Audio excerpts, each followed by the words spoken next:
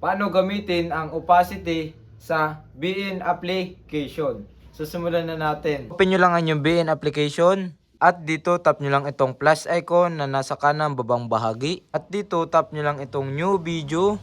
Then dito lang kayo ng inyong video na i-edit. So halimbawa natin is itong video na ito. Then pagkatas natin ma-select, tap lang natin itong next button. At dito scroll down lang natin to hanggang sa makita natin yung opacity. So yan yung opacity. So 100% siya. Pag in-adjust nyo papunta sa kaliwa, lalabo siya. Kapag naman pa kanan, lilinaw siya. So yon ang ibig sabihin ng opacity sa BN application.